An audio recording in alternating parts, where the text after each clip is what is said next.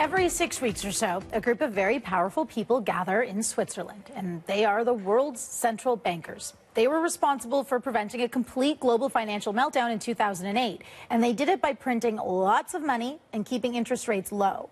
But these moves have come at a hefty price, and that is the subject of our latest CBC News special series, Power Shift. Here's an excerpt from Neil MacDonald's story, which airs tonight. A new ruling class has arisen in the richer nations of the world. These men and women answer mostly to themselves, and very few outsiders completely understand the work they do.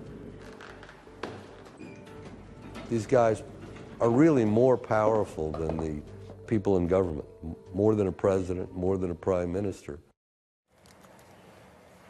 Now, Neil MacDonald joins us live from our Washington bureau. Neil, these monarchs of money, who are you talking about? Well, monarchs of money, they've also been called alchemists. These are the central bankers, and they have a power that no one else has. They can literally create money out of thin air.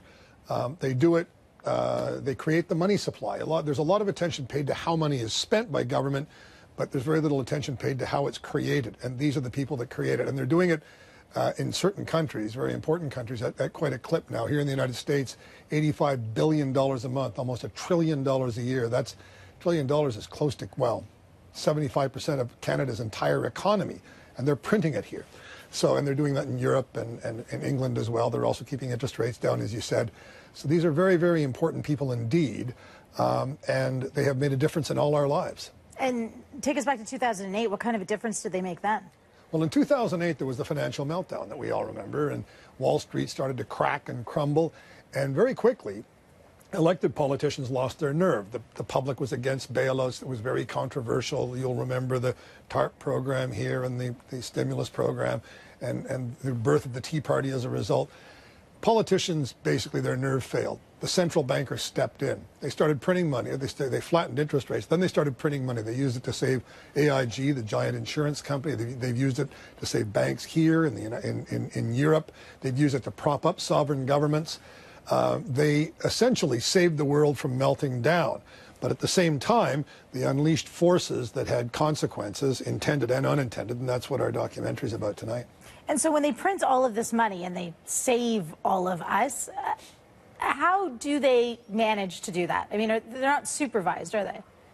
Well, they have mandates given to them by government, and they have to operate within those mandates. But you're right, they're operationally independent, and they answer mostly to themselves. They're unelected, and they operate largely in secret. That's a big criticism of them. They say they have to because they're so important. They're market makers, and if they say something that's taken out of context or misinterpreted, it could move markets and cost people a lot of money. So they speak in this sort of convoluted code.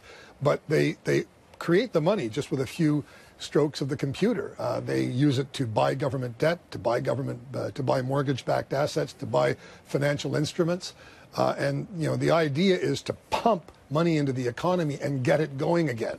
They've had mixed results, not very good results in Europe and the UK.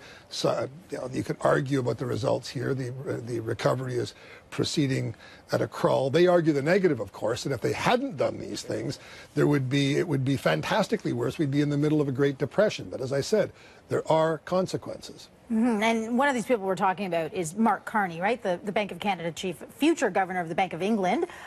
You spoke with him. You asked him how the policy affected average people. What did you get? Well, Mark Carney hasn't done any quantitative easing, but he's very sensitive about the low interest rate policy and its effect on older people and pensioners. It has killed the returns on their savings. It's hurt pension plans, and it's particularly controversial where he's going in England, and he knows that. There's an entire generation that has been penalized there. They're quite angry about it. It's really been a monetary shift of wealth from an older to a younger generation by keeping interest rates down. He got somewhat pugnacious. You'll see the interview tonight on The National, and it's going to be carried on the website. But as I say, this is all about being, they're brilliant people. They probably did save the world from melting down, but they've dragged us all into the unknown by printing this vast amount of money. How